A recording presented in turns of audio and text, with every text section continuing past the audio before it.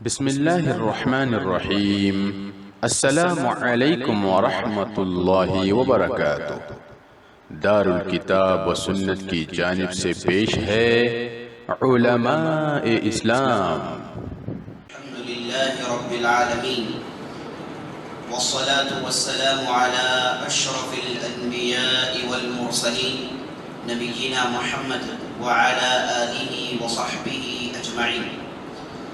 اما بعد فقال الله تبارك وتعالى والسابقون الاولون من المهاجرين والانصار والذين اتبعوهم باحسان رضي الله عنهم ورضوا عنه۔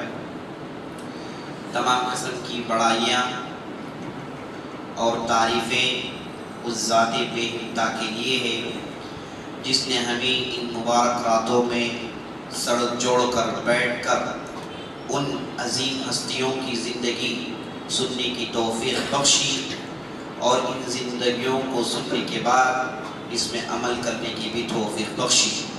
لاکھوں کروڑوں درود و سلام و سرور کائنات فخر موجودات محمد مجتبی احمد مصطفیٰ صلی اللہ علیہ وسلم پر، جنہیں اللہ تعالیٰ نے سارے کائنات کے لیے رحمت بنا کر مبعوث کیا، اور میں اللہ سے دعا کرتا ہوں کہ اللہ تعالیٰ ہماری محنتوں کو قبول فرمائے اور ہم سب کو جنت میں داخل کرائے اور جہنم سے ہمیں دور دور تک رکھے، آمین یا رب العالمین۔ عزیز دوستو، آج ہم جس شخصیت کے تعلق سے سننے والے ہیں یہ بہت ہی بڑی شخصیت تھی۔ اللہ تعالیٰ نے ان کے ذریعے سے ساری دنیا کو فائدہ پہنچایا اور ان کا تعلق حدیث کے فن سے تھا۔ بہت بڑے محدث گزرے ہیں اور ان کی شہرت ان کی زندگی میں کافی زیادہ تھی۔ عزیز دوستو، ان کی شہرت اور ان کا علم اور ان کا ایمان اور ان کا اللہ کا ڈر جاننے کے لیے میں آپ کے سامنے ایک واقعہ پیش کرتا ہوں۔ یہ اس زمانے سے اس کا تعلق تھا جب ہارون رشید کا باپ جس کا نام المہدی تھا وہ حکومت کر رہا تھا، اور وہ چاہتا تھا کہ یہ اس کی خلافت کے قاضی بنے۔ اور اس کی خلافت کتنی بڑی ہے میرے دوستو، چائنا سے لے کے آج کا جو چائنا ہے، چائنا سے لے کے موروٹانیا تک، سمجھیے کہ اس زمانے کی پوری دنیا تقریباً اس کا ایک خلیفہ تھا، اور چاہتا تھا کہ یہ فلاں محدث ان کے یہاں قاضی بنے، ان کے یہاں علمی سرگرمیوں کا اور شریعت کے معاملات کا بڑا بنے۔ تو انہیں بلا کر پوچھنا ہے تو یہ انکار کر دیتے ہیں، دوسری بار جب بلاتا ہے تو یہ آنے کے لیے تیار نہیں ہوتے بلکہ بستی چھوڑ دیتے ہیں۔ انہیں خلیفہ بلاتا ہے، بلا کر کہتا ہے کہ دیکھو کل سے تمہیں باقاعدہ یہ ذمہ داری لینی ہے، اگر نہیں لوگے تو ہم تمہارے ساتھ زبردستی کریں گے اور تمہیں یہ کام دلوا کر رہیں گے۔ تو یہ تھوڑی دیر سوچتے ہیں اور اس کے بعد کہتے ہیں کہ کل میں جواب دوں گا۔ یہ کہہ کے گھر جاتے ہیں اور رات میں سفر کا آغاز کرتے ہیں، اور یہ جس بستی سے تھے کوفہ، اس بستی کو چھوڑ کر یمن کی طرف چلے جاتے ہیں۔ رات میں نکل جاتے ہیں تو ہم اندازہ لگا سکتے ہیں میرے دوستو کہ یہ کتنی بڑی شخصیت تھی ہوگی کہ بادشاہ نے ان کو بلایا اور زبردستی اتنی بڑی ذمہ داری دے رہا ہے اور اسے لینے کے لیے تیار نہیں ہے۔ آج ہماری حالت یہ ہے کہ اگر چھوٹا سا پوسٹ، اس میں کچھ بھی کام نہیں، صرف رقعے میں نام آئے گا تو ہے نا اس کے لیے مر مٹتے ہیں، یہ ہماری حالت ہے۔ انہیں خلیفہ بلا رہا ہے اور بلا کر کہہ رہا ہے کہ اتنی بڑی ذمہ داری کہ تم اس کے قاضی بنو گے۔ تو یہ صاحب ہیں کہتے ہیں کہ نہیں، ممکن نہیں، اور زبردستی جب کیا تو یہ رات میں بستی چھوڑ کر نکل جاتے ہیں۔ ہوتا یہ ہے کہ یہ سیدھے یمن کی طرف جا رہے ہوتے ہیں، تو جب دیکھا کہ راستے میں کھانے پینے کے سامان ختم ہو گئے، چاہا کہ کچھ کما لیں۔ یہ ہرگز لوگوں کے سامنے ہاتھ پھیلانا پسند نہیں کرتے، ابھی تفصیل آپ کے سامنے آئے گی کہ یہ सामने हाथ फैला कर मांगने से इंतहाई परहेज करते थे। तो भूखे प्यासे थे, सोचा कि अब तो कुछ कमाना पड़ेगा। ये कह के गए, जाकर एक बाग में, एक खजूर का बाग था, वहाँ का एक जो बड़ा था, जो मालिक था, उसके पास जाकर कहते हैं कि मुझे यहाँ पर काम चाहिए। तो वो इन्हें नहीं पहचानता ये कौन है, इनकी कितनी बड़ी हैसियत है, नहीं जानता। उसने इन्हें काम दे दिया और वो उस बगीचे में चंद दिनों के लिए काम करते रहे। काम इनका यह था कि खजूरों को तोड़ा जाए और उसे डिब्बों में भरा जाए, यही इनका काम था। तो एक मर्तबा उस खजूर के बाग में ज़कात जमा करने के लिए हुकूमत की तरफ से एक साहब को भेजा गया है ना। उस जमाने में इन लोगों को उशार कहा जाता था, जो जाते जितनी भी काश्तकारी है उसका 10वां हिस्सा लेकर आ जाते थे। जितने भी चीज़ें हैं खाने पीने की, उनमें का 10वां हिस्सा लेकर आ जाते हैं, जो ज़कात का अमूल था।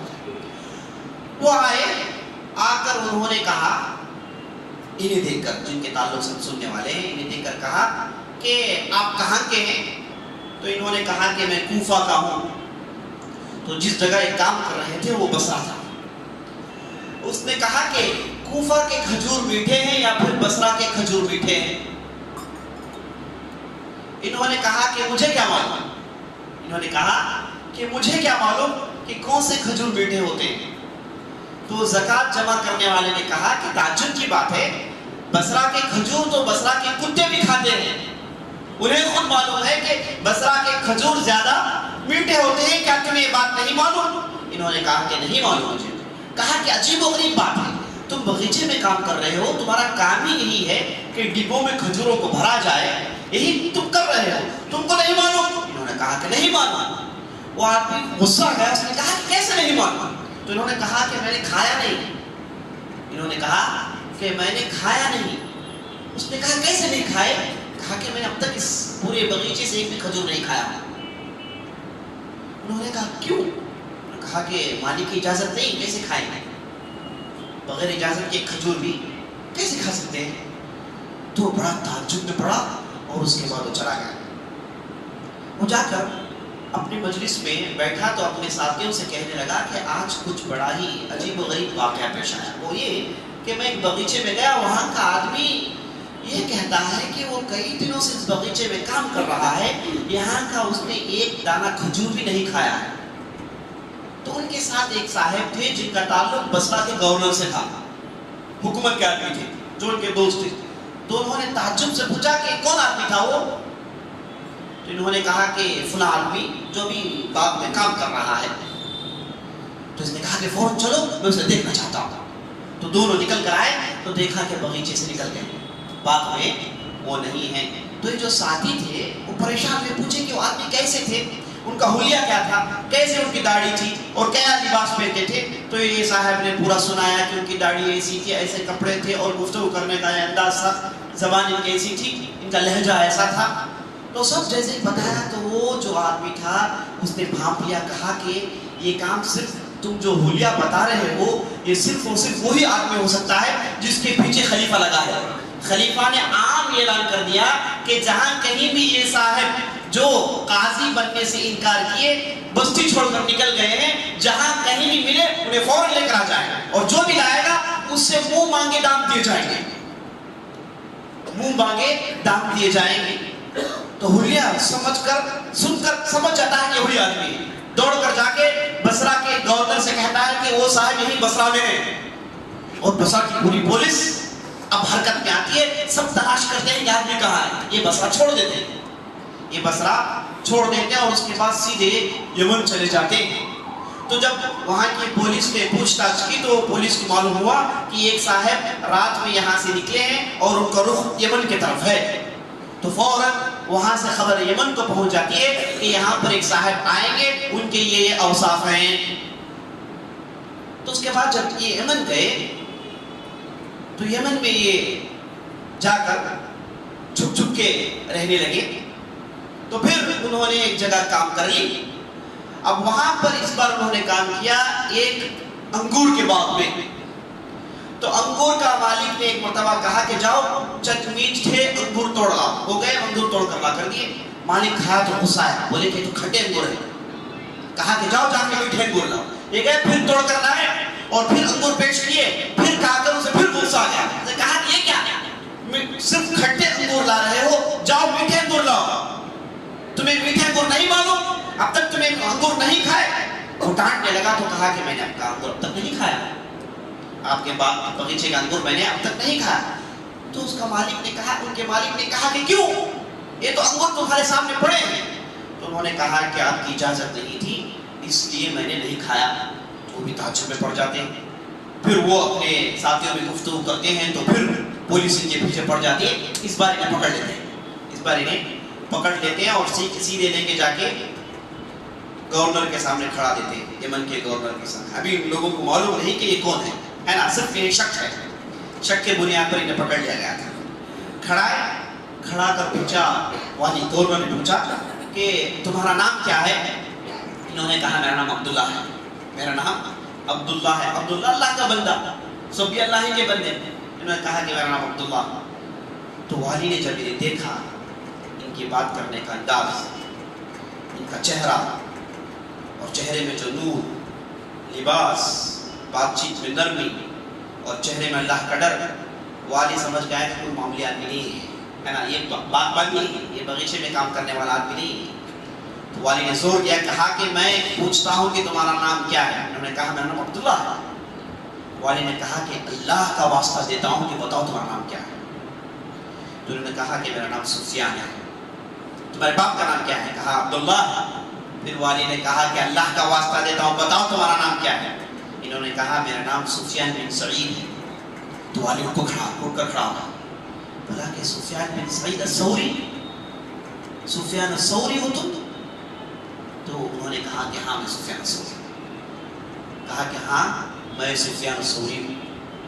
تو والی کی گفتگو اور ان کا یہ انداز دیکھ کر کافی متاثر ہوتا ہے. کہتا ہے کہ آپ جاؤ یمن میں جیسے جی چاہے ویسے رہ جاؤ, یہ ہرگز آپ نہ سوچو کہ ہم تمہیں پیسہ دیں گے.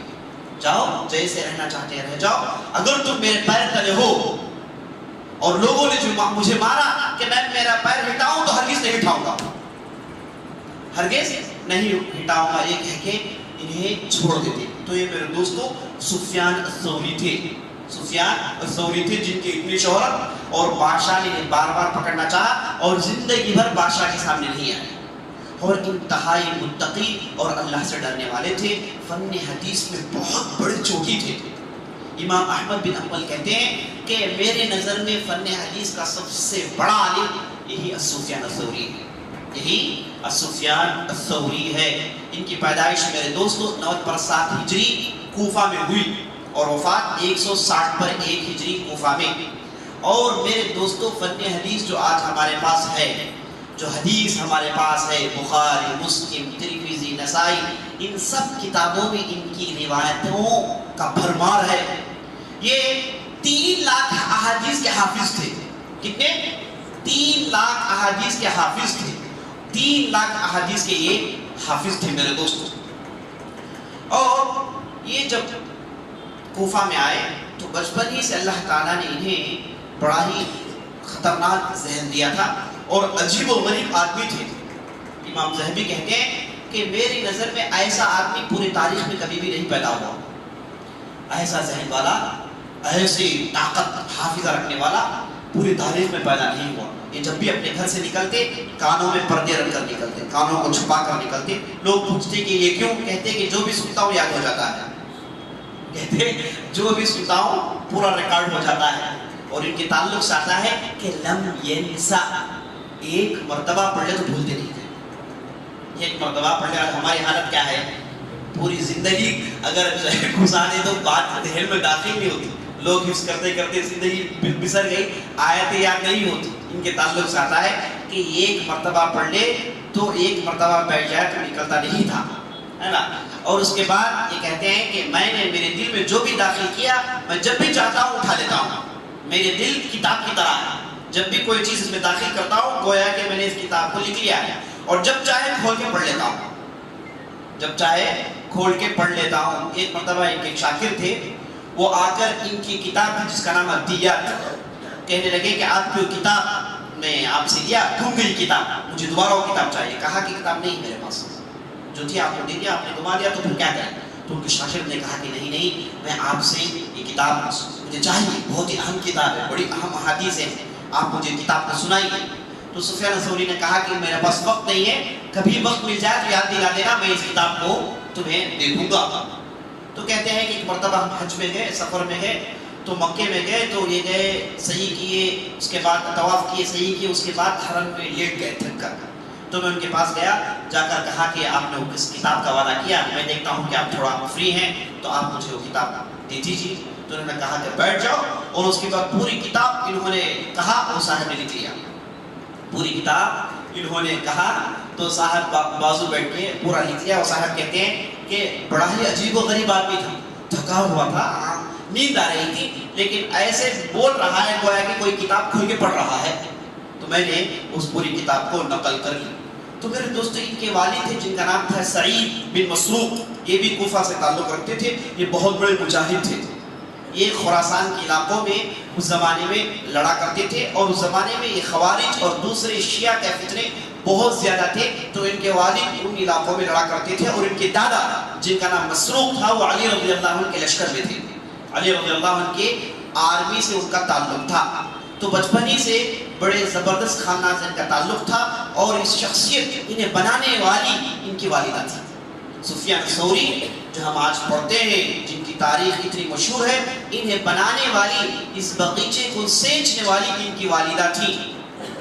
میرے دوستو جتنے بھی بڑے محدثین دیکھتے ہیں، جتنے بھی بڑے بڑے لوگ دیکھتے ہیں، ان کے پیچھے ان کی ماؤں کا رول ہوتا ہے. آپ جانتے ہیں امام بخاری کتنے بڑے علامہ ہیں، یاد رکھیے بخاری کو بخاری بنانے والی ان کی والدہ ہے. کبھی ہم ان پر گفتگو کریں گے تو بتائیں گے کہ ان کی والدہ کا کیا رول تھا. اور اس کے بعد میرے دوستو امام اوزاعی جو شام کے بہت بڑے محدث ہیں، ان کو بنانے والی ان کی والدہ تھی. اور امام مسلم، آپ نام لیجیے محدثین سے، نام گنتے جائیے، دیکھیے ان کے پیچھے ان کی والدہ، ان کی ماؤں کو کیا رول ہے. ماں بناتی ہے شخصیت کو، ماں پہلا گول ہے، ماں پہلا یونیورسٹی، پہلا مدرسہ ہے، ماں سب کچھ ہے. میرے دوستو آج ہماری مائیں اس تعلق سے غور نہیں کرتی، اور بچہ جب چھوٹا ہوتا ہے اسے تربیت کرنے کا موقع زیادہ ملتا ہے. جب وہ بڑا ہو جاتا ہے، بالغ ہو جاتا ہے، تو اسے سجانے اور سینچنے کا موقع نہیں ملتا. عام طور پر لوگ یہ سمجھتے ہیں کہ بچے کو عقل آنے دو بھائی، بچے کو کھیلنے چھوڑتے، کھیلتے رہتا ہے، گانا بکتا ہے، گانا گاتا ہے، سب کچھ کرتا ہے. جب لوگ کہتے ہیں کہ بس تربیت کرو، کہتے ہیں کہ نہیں ابھی عقل نہیں آئی اسے، ابھی عقل نہیں آئی. اور جب اسے عقل آئی تو ایسی عقل آئی جو کیا ہے، ماں باپ کو اٹھا کے پھینکنے کی عقل آئی ہے نا. ایک بہت بڑے فلسفی سے پوچھا گیا کہ بچوں کی تربیت کیسی کریں، میرے بچے کی میں تربیت کرنا چاہتا ہوں، کیسی کروں. تو اس نے پوچھا تمہارے بچے کی عمر کیا ہے. کہا کہ میرے بچے کی عمر 7 سال کی ہے صرف. اس نے کہا کہ وقت چلا گیا، اس نے کہا کہ وقت گزر گیا، ابھی 7 سال میں کیا تربیت کرو گے. جب وہ چھوٹا ہے اسی وقت اس کے دل میں تربیت ڈالنی چاہیے. اس لیے امام علی رضی اللہ عنہ کہتے ہیں بچے کو تربیت کرنے کے 3 اصول ہیں. کہتے ہیں لاعبہ سبعا، بچوں کے ساتھ جب اس کے 7 سال کی عمر ہوتی ہے اس کے ساتھ نرمی سے پیش آؤ، اسے سکھاؤ. اور جتنے بھی بڑے بڑے محدثین آپ دیکھیں گے 7 سال میں قرآن کے حافظ ہو جاتے ہیں، 7 سال میں لکھنا پڑھنا سیکھ لیتے ہیں، ہے نا. ویسا ماحول تھا میرے دوست. جب ہندوستان کو فتح کرنے کے لیے محمد القاسم آیا تو ان کی عمر صرف 18 سال کی تھی، ہے نا. جب طارق بن زیاد اسپین میں فتح کرنے کے لیے ان کی عمر صرف 19 سال کی تھی. اور علی بن ابی طالب جب بدر میں بڑے بڑے سرغنوں کا مقابلہ کر رہے تھے ان کی عمر صرف 19 سال کی تھی. زید بن ثابت جب حدیث اور قرآن لکھ رہے تھے اس وقت ان کی عمر 25 سال سے کم تھی. آج ہمارے ویسٹرن کلچر کا کیا ہے طریقہ، وہ لوگ جس کی عمر 25 سال کی اسے ینگ ینگسٹر کہتے ہیں، جس کی عمر 15 سال کی اسے کڈ کہتے ہیں، ہے نا. ان کے پاس ایک آدمی اس وقت بنتا ہے جب اس کی 40 سال ہو جائے، ہے نا. ہمارے اسلام میں ایسا نہیں ہے.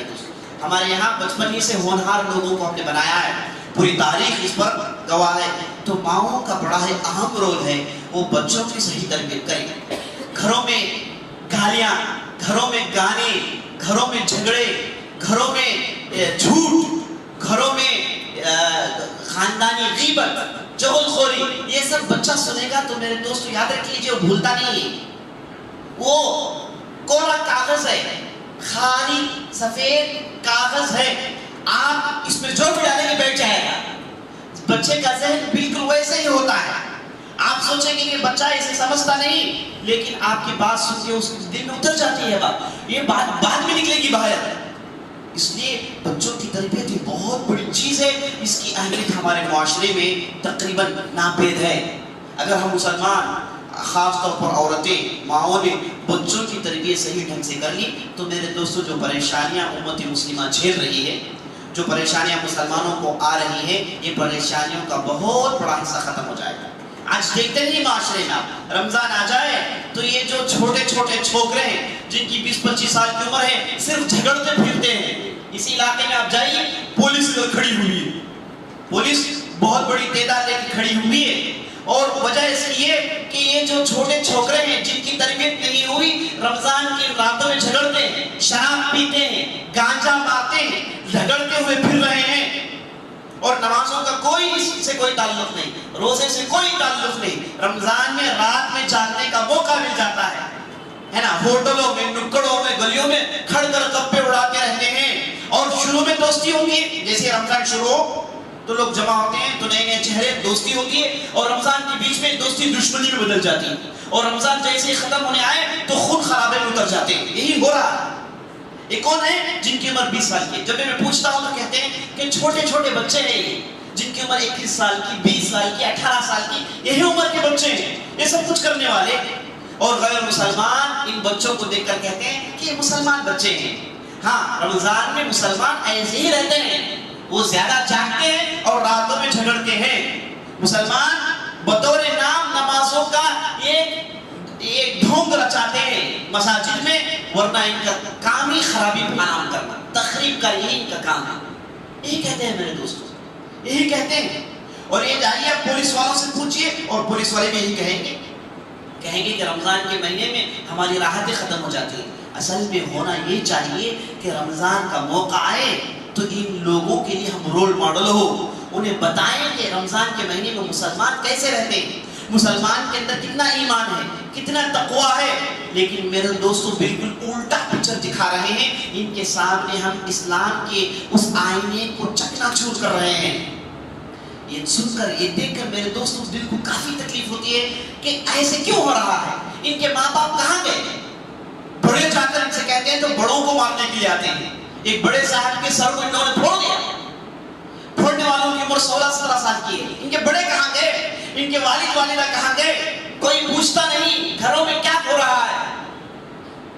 یہ ٹپوری اور غنڈے کیوں بن رہے ہیں میرے دوستوں ہمارے معاشرے میں؟ نعوذ باللہ ثم نعوذ باللہ۔ افسوس در افسوس کہ ایسا ماحول ہم کو دیکھنے کو مل رہا ہے۔ ہم ایک جگہ بیٹھ کر دین کی باتیں سن رہے ہیں، آخرت سنوارنے کی باتیں سن رہے ہیں، تقویٰ اور اللہ کے ڈر کی باتیں سن رہے ہیں، اور ایک طرف اسی مرکز کے باہر ایسا غنڈہ گردی، ایسا خون خرابہ ہو رہا ہے کہ عام طور پر لوگ مسلمانوں کے اندر یہ کانٹرڈکشن، یہ اتار چڑھاؤ دیکھ کے سمجھ میں نہیں آ رہا کہ کیا کہیں۔ تو میرے دوست افسوس کا منظر ہے۔ اس کی بنیادی وجہ گھر میں ٹھیک سے تربیت نہیں ہے۔ گھر میں بچوں کو فلموں اور سیریلز دیکھنے چھوڑ دیتے ہیں۔ یاد رکھ لیجیے، یہ اصل اس سے بہتر تھا کہ آپ لوگ زہر پلا کے بچے کو مار کے جنازے کی نماز پڑھ لیتے۔ آپ انہیں فلم دکھاتے ہیں، آپ انہیں سیریلز دکھاتے ہیں، تو یاد رکھ لیجیے آپ اپنے ہاتھوں سے انہیں برباد کر رہے ہیں۔ میرے دوستوں فلموں میں ہوتا کیا ہے معلوم؟ فلموں میں وہ ہیرو ہے جو سب سے زیادہ گندے کام کرتا ہے، فلم کے اندر سب سے زیادہ نکما ہوتا ہے، نالائق ہوتا ہے، وہی ہیرو ہوتا ہے، اسی کو ڈائریکٹر ہیرو بنا کے دکھاتا ہے۔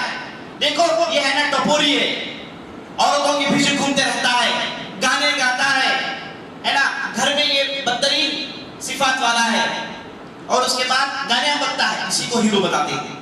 اور دیکھنے والا بچہ یہ کہے گا اچھا ایسے ٹپوری پنی کو ہیرو کہتے ہیں، تو وہ جاتا ہے وہ بھی بالکل ٹپوری بنتا ہے۔ اب دیکھتے نہیں سروں کے لوگ کیسے بنا لیتے ہیں، کپڑوں کو کیسے بنا لیتے ہیں، بات چیت کا طریقہ کیا ہے۔ یہ لوگ افسوس اس وقت کریں گے جب یہ بڑے ہو کر اپنے باپ کے اوپر ہاتھ اٹھائیں گے، اپنے باپ کے اوپر ہاتھ اٹھائیں گے۔ یاد رکھ لیجیے اس وقت خون کے آنسو بہانے سے بھی کچھ بھی فائدہ نہیں، یہ آپ کی غلطی جسے تم اب دھو رہے ہو۔ تو میرے دوستو یہ فلم میں یہ سیریل سے برباد کر رہی ہے امت کو۔ یہی کچھ ہو رہا ہے. اگر اسے روکا نہیں جائے تو میرے دوستوں ہماری پوری محنتیں بیکار ہیں. نماز پڑھے اور جا کے ایسی فلمیں 3 گھنٹے 4 گھنٹے کے لیے دیکھا کوئی تو میرے دوستوں وہ وہی صفت والا بنے گا, وہ وہی کردار والا بنے گا. نعوذ باللہ. ایسے موقع پر ماؤں کا دور بہت ہی اہم دور ہے. ماؤں کو اللہ تعالیٰ اپنی قیامت کے دن پوچھے گا. ماؤں کے لیے, عورتوں کے لیے کوئی بڑی ذمہ داری نہیں ہے. عورتوں کی ذمہ داریاں آسان ہیں, مردوں کی بہت ساری ذمہ داریاں ہیں. مردوں کے لیے گھر بھی دیکھنا ہے, گھر کے باہر بھی دیکھنا ہے. ان کے لیے کئی پبلک کی ذمہ داریاں ہیں جو انہیں ادا کرنا ہے. لیکن عورتوں کی ذمہ داریاں بہت کم ہیں. ان کی تمام ذمہ داریوں میں سب سے چھوٹی کی ذمہ داری, اگر وہ کر رہی تو سیدھے جنت میں جائے گی, وہ شوہر کی وفاداری اور بچوں کی تربیت. شوہر کی وفاداری, بچوں کی تربیت. اگر یہ 2 کام عورت کر لیتی ہے تو وہ کامیاب عورت ہے میرے دوستوں, کامیاب عورت ہے. اور جنت میں اسے بڑی آسانی سے داخلہ مل جائے گا. عورتوں کی ذمہ داریاں کم ہیں اور زیادہ ہیں. گھر میں بچوں کی پرورش اور ان کے ذہن سازی, انہیں تیار کریں, علم کے محبت والے بنائیں, عمل کرنے کے لیے ابھاریں, ایمان اپنے دودھ کے ساتھ پلائیں. یہ ان کی ذمہ داریاں ہیں. اگر ماں یہ ذمہ داری ادا نہیں کرتی, یاد رکھ لیجیے ایسی ہی قوم نکلے گی جو غنڈہ ٹپوری قسم کے لوگ ہوں گے. اللہ تعالیٰ سے دعا ہے کہ اللہ تعالیٰ ہم اور آپ کے ہمارے خاندانوں میں ایسی مائیں, ایسی عورتیں پیدا کرے جو مجاہدین, محدثین, فقہاء, علماء, ائمہ پیدا کرنے والے ہمیں نصیب کریں. آمین یا رب العالمین. تو بتا یہ رہا تھا میرے دوستو, تو سفیان الثوری کی والدہ نے سفیان الثوری کو بنایا. وہ عام طور پر یہ نصیحت کرتی, کہتی کہ بیٹا تو جا کر علم حاصل کر, تجھے کھلانا میری ذمہ داری ہے. یہ یتیم تھے, ان کے باپ گزر گئے تھے. ان کی والدہ جاتی, کپڑے سیتی, لوگوں کے گھروں میں کام کرتی, برتن دھوتی اور ان بچے کو کھلاتی, اور بچے سے کہتی کہ جا کے علم حاصل کر. اور کہتی کہ بیٹا تو جو بھی علم لکھتا ہے تو اگر 10 کلمات لکھتا ہے تو دیکھ یہ 10 کلمات تیرے ایمان میں اضافہ کر رہی ہیں یا نہیں کر رہی ہیں. یہ 10 کلمات تجھے تیرے اندر عقل کو بڑھا رہی ہے یا نہیں بڑھا رہی ہے. یہ 10 کلمات تجھے عمل پر ابھار رہی ہے نہیں ابھار رہی. 3 باتیں کہتی ہیں. یہ کلمات تیرے عقل میں اضافہ, عقل کو بڑھا رہی ہے یا نہیں بڑھا رہی ہے. یہ کلمات تیرے ایمان میں اضافہ کر رہی ہے نہیں کر رہی ہے. یہ کلمات تجھے عمل پر ابھار رہی ہے نہیں ابھار رہی ہے. تو دیکھ اگر ایسا نہ ہو تو علم حاصل کرنا چھوڑ دے, بیکار ہے تیرا علم حاصل کرنا. تو جا, تو بھی جا کے کام کر, میں بھی کام کرتی ہوں, ہم 2 کھا پی کے زندگی گزارتے ہیں. تو بچپن سے ہی بچے کے ذہن میں ذمہ داری لاتی تھی, اور سفیان الثوری بچپن ہی سے ان کے آدمی بن گئے. اور آپ نے سنا کہ ان کا کتنا بڑا مرتبہ ہوا ہے اور کتنے بڑے متقی بنے. بغیچے میں رہتے ایک کھجور نہیں کھائے, پورے بغیچے میں ہے ایک انگور کا دانہ نہیں کھائے. اور اس کے بعد میرے دوستوں دنیا سے دور رہتے, خاص طور پر انہیں بادشاہوں سے ہوتا ہی نہیں تھا. جن کے پاس حکومتیں ہوتی یہ ان سے بہت دور رہتے. وہ چاہتے ہیں کہ ان کے قریب آئیں, یہ کہتے ہیں کہ میں تمہارے قریب نہیں آؤں گا. ایک مرتبہ مہدی نے بلا کر, مہدی نے وہ جب حج کیا, وہ باخلیفہ تھا, وہ جب حج کیا تو معلوم ہوا کہ اس حج میں سفیان الثوری ہے. تو مہدی نے فوراً لوگوں کو دوڑایا, کہا کہ جاؤ جا کے سفیان الثوری کو لے کر آؤ. لوگ گئے, جا کر سفیان الثوری کو لے کر آئے. مہدی خلیفہ کے سامنے کھڑا دیا. تو خلیفہ نے اٹھ کر سلام کیا, کہا کہ شیخ صاحب ہم آپ کے ساتھ مل بیٹھنا چاہتے ہیں لیکن ہمارے پاس آتے ہی نہیں آپ. تو آج ہمارے پاس آ گئے, آپ سے میں چند نصیحتیں پوچھتا ہوں, آپ نصیحت کریں گے. سفیان الثوری ایسے آدمی تھے جن کے پاس آپ نے سنا کہ تقوی میں, علم میں کتنے بڑا مرتبہ تھا. ساتھ ساتھ اچھائی کا حکم دینا, برائی سے روکنا گویا کہ ان کی زندگی کا بہت بڑا حصہ تھا. ان کی شاگرد کہتے ہیں کہ میں ایک مرتبہ عراق سے مکہ, مکہ سے پھر عراق آیا, تقریباً کئی مہینوں کا سفر رہا. یہ صاحب اچھائی کا حکم دے دے کے, برائی سے روک روک کے ان کے منہ میں درد آ جاتا تھا لیکن رکتا نہیں تھا. ہم سن کے تھک جاتے, لیکن یہ صاحب اپنی زبان کو روکتے نہیں. اگر کسی بازار میں چلے گئے لوگوں کو جمع کرتے, اگر کہیں غلطی دیکھ کے زبان فوراً کھولتے. پورے سفر میں مکہ سے عراق سے مکہ اور مکہ سے پھر عراق, تقریباً کئی مہینوں کا سفر, یہ پورے سفر میں انہوں نے اپنی زبان کو اتنا چلایا کہ ہم سننے والے تھک جاتے, لیکن یہ تھکتے نہیں. اچھائی کا حکم دینے, برائی سے روکنے کے لیے تھکتے نہیں. اور یہ عام طور پر ان کے شاگرد کہتے ہیں کہ میں نے ان سے سنا ہے کہ اگر کوئی برائی دیکھے اور وہ برائی کو روک نہیں پائے تو ان کے اندر, ان کی شخصیت میں, ان کے جسم میں کچھ پرابلم ہو جاتا ہے. اور کئی مرتبہ خون کا پیشاب کرتے ہیں. اور لوگ پوچھتے ہیں کہ بھائی یہ کیا معاملہ ہے؟ کہتے ہیں کہ برائی دیکھ کر میں نہیں روکوں تو مجھ سے ہوتا نہیں ہے, میری طبیعت میں کچھ ہو جاتا ہے. اتنا متاثر ہوتے تھے. اور جب بھی آخرت کی بات آ جائے میرے دوستو یہ صاحب اتنا روتے کہ لوگ تعجب میں پڑ جاتے. ایک مرتبہ سڑک میں جا رہے تھے تو انہوں نے تندور کو دیکھا جس میں روٹیاں پکائی جاتی ہیں, بے ہوش ہو کے گر گئے. لوگوں نے اٹھایا تو کئی دن تک بیمار پڑے رہے اس وجہ سے کہ انہوں نے آگ دیکھی تو انہیں جہنم کی آگ یاد آ گئی. دیکھیے زندہ دل ایسے ہی ہوتے ہیں, جن کے دل زندہ ہوتے ہیں ایسے ہی ہوتے ہیں, اور جو دل مردہ ہوتے ہیں ان کے سامنے قیامت بھی آ جائے کچھ بھی اثر نہیں ہوگا, ہے نا. انہیں جہنم کے کوڑے بیدار کریں گے, ایسے لوگوں کو جہنم اور قبر کے عذاب بیدار کریں گے. تو میرے دوستو یہ صرف آگ دیکھتے ہی متاثر ہو جاتے ہیں.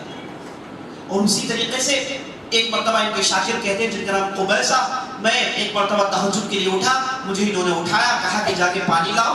میں پانی لا کر انہیں دے دیا تو یہ اپنے ہاتھوں میں پانی رکھے اور میں جا کے سو گیا.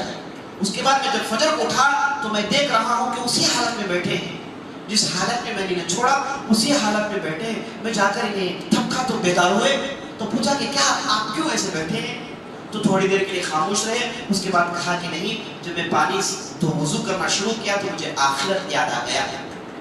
تو آخرت کی یاد میں اتنا گم ہوئے کہ پوری رات اس میں گزار دی, ہے نا. جب آدمی آخرت کے تعلق سے سوچتا ہے, جب محشر کے میدان میں کھڑنے کے تعلق سے سوچتا ہے جہاں وہ 50,000 سال کھڑے گا, محشر کا میدان میرے دوستو جس میں انسان 50,000 سال کھڑیں گے, اور سورج اتنا قریب ہوگا کہ لوگوں کے پسینے ان کے ٹخنوں تک ہوں گے اور گھٹنوں تک ہوں گے, کھاندوں تک ہوں گے, کوئی لوگ پسینے میں غوطے مار رہے ہوں گے.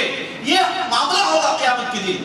اور اس وقت جہنم لایا جائے گا اور جہنم کے 70,000 لگام ہوں گے اور ہر لگام کو 70,000 فرشتے کھینچ رہے ہوں گے.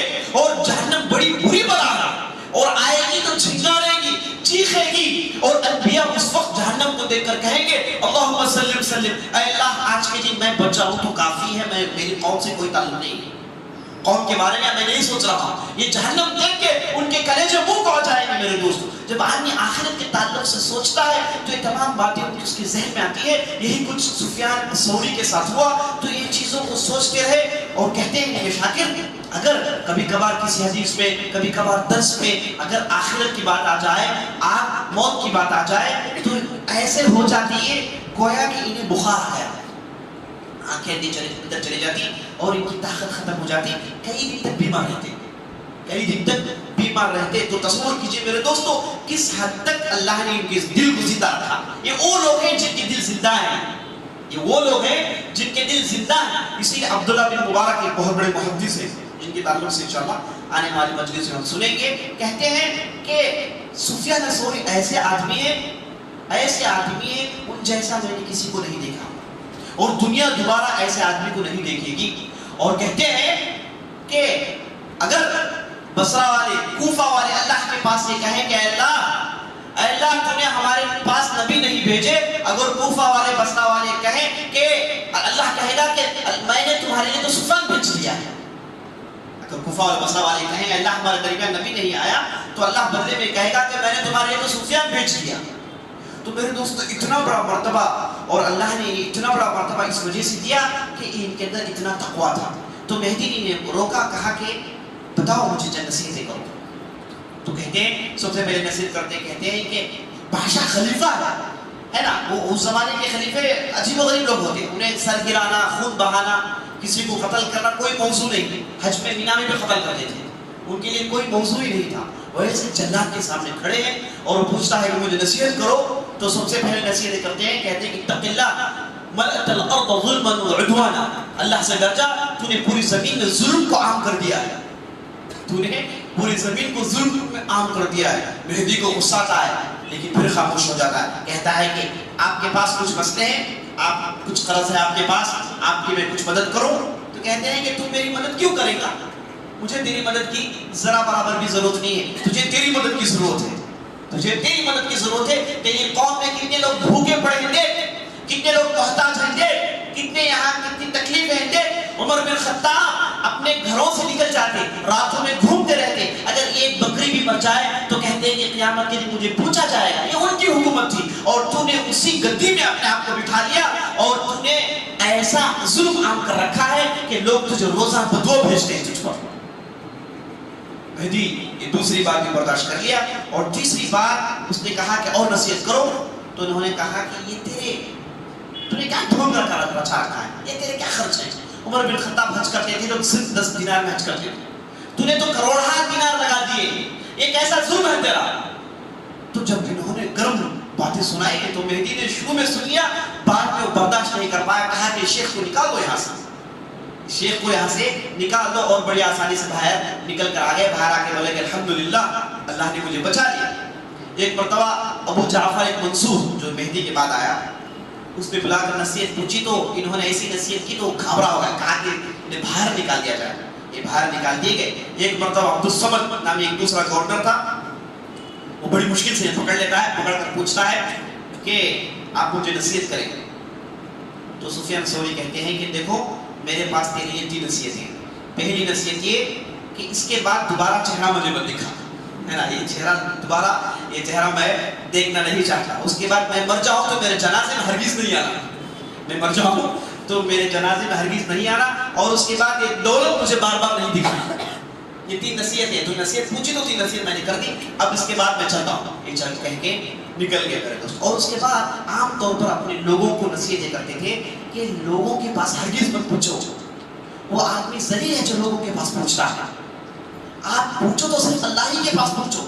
ایک صاحب نے آ کر فتویٰ پوچھا، کہا کہ میں بازار میں موٹے اٹھاتا ہوں، بازار میں موٹے اٹھاتا ہوں اور موٹے اٹھاتے اٹھاتے تھک جاتا ہوں، اور مجھے نماز کا بالکل آخری حصہ ملتا ہے، آخری رکعت ملتی ہے، کیا میں ان موٹوں کو چھوڑ کر جا کے نماز پڑھوں؟ ایسا کروں گا تو مجھے میری کمائی میں کمی آ جائے گی، مجھے پیسے نہیں ملے گی، تو کیا کروں؟ تو کہا کہ جاؤ موٹے اٹھاؤ، آخری رکعت آ کے پڑھ لو، آخری رکعت آ کے پڑھ لو۔ کیوں؟ وجہ یہ کہ اگر تیرے پاس پیسے نہیں ہوں گے تو جا کے لوگوں کے پاس مانگے گا تو اپنے آپ کو ذلیل کرے گا، اس وجہ سے کہتے تھے کہ ہرگز ایسا نہ کرے۔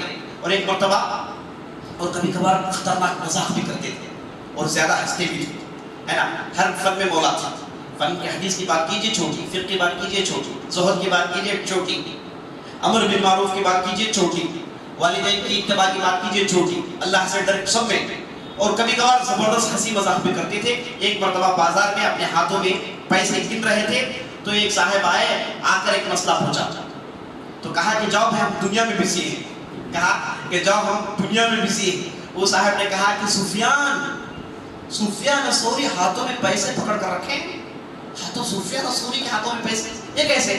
تو سفیان ثوری نے کہا کہ یاد رکھ لو، یہ اگر پیسے ہمارے ہاتھ میں نہیں ہو تو یہ جو بادشاہ ہیں ہمیں چنگی بنا دیں گے، ہے نا، یہ پیسوں کے ذریعے سے ہم بادشاہوں کے مصیبتوں سے دور ہیں، اگر پیسے نہ ہو تو ان کے ہم محتاج ہو جائیں گے، ان کے پاس کھڑیں گے اور ہمیں وہ جیسے چاہے استعمال کریں گے، ہے نا، یہ پیسے میرے پاس ترس کے مقابلے میں شیل کے برابر ہے۔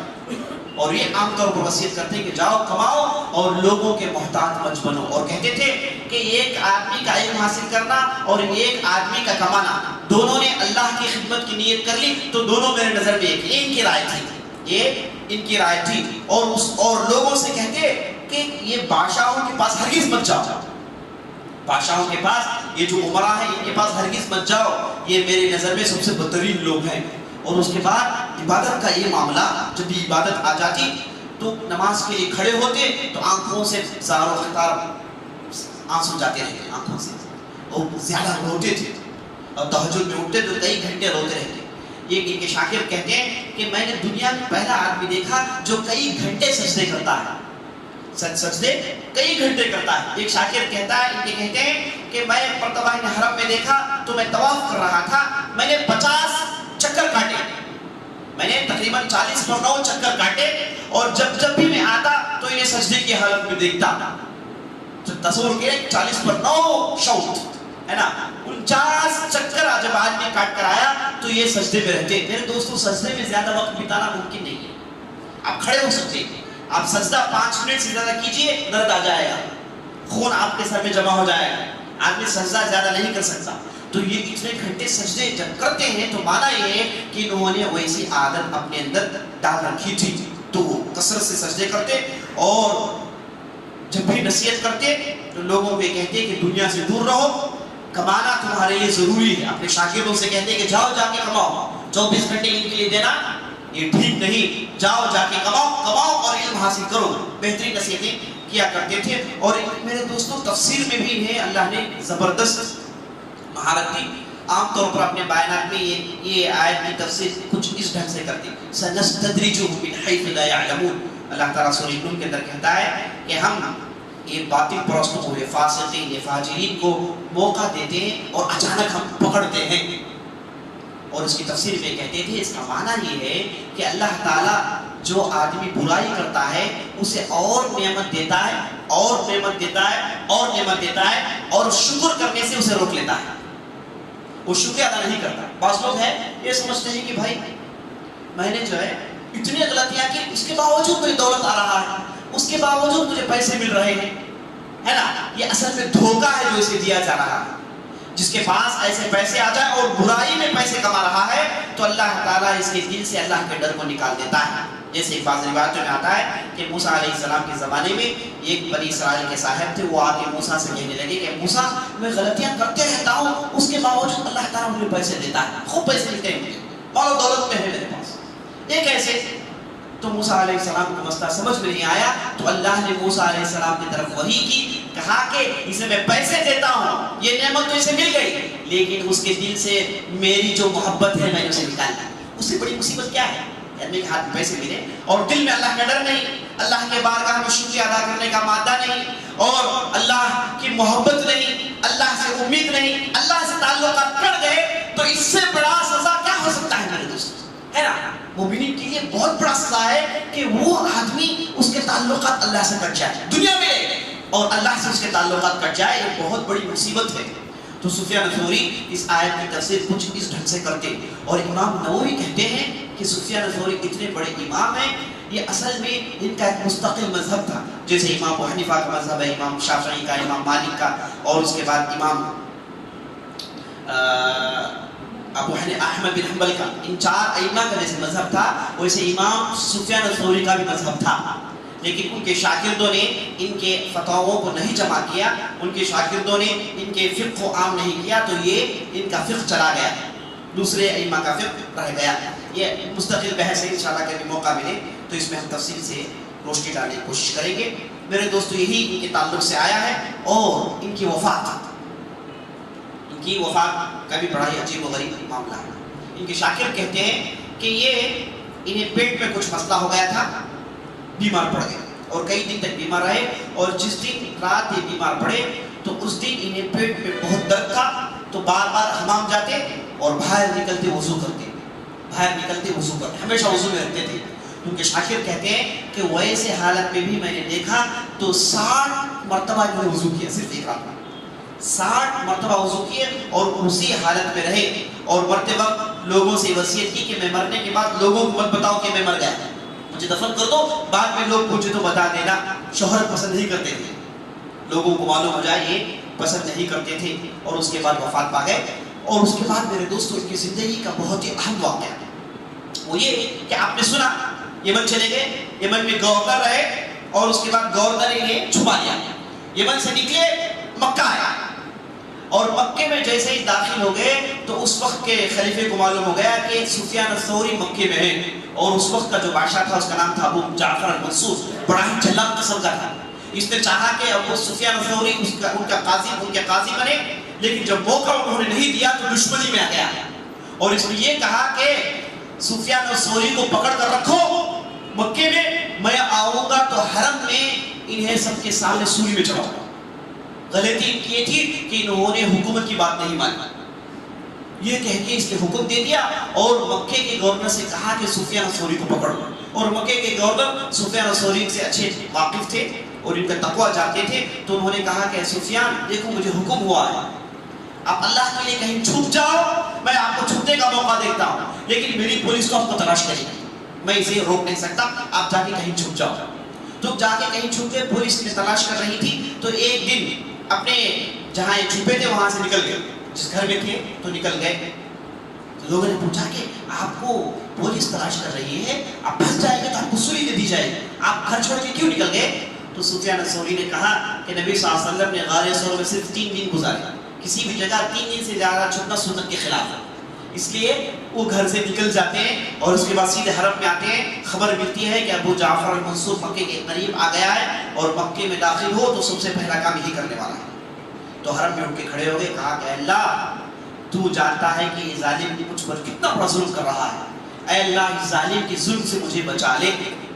یہ دعا کرتے ہیں تو تاریخ گواہ ہے میرے دوستوں، اہل علم مورخین کہتے ہیں کہ یہ ابو جعفر جو مکے کے قریب تھا وہیں سے گھوڑے سے گرا، دھڑام سے مر گیا، دھڑام سے مر گیا، مکے کے اندر داخل نہیں ہوا، اور اللہ تعالیٰ نے سفیان ثوری کو ابو جعفر المنصور کی شکنجے سے بچا لیا، اور اس کے بعد پھر بصرہ چلے گئے، وہاں پر ان کی وفات ہوئی جس کی تفصیل آپ نے سنی۔ یہ مختصر ان کی زندگی ہے اور بہت ساری باتیں، لیکن ان کا تعلق علم سے ہے۔ میں نہیں سمجھتا کہ اس مجلس میں وہ علمی باتیں آئیں تاکہ آپ سو جائیں، ہے نا، میں آپ کو سلانا نہیں چاہتا۔ تو ان کی زندگی کا تعلق جو عملی میدان سے تھا میں نے بتایا، ورنہ فن حدیث کے بہت بڑے امام تھے۔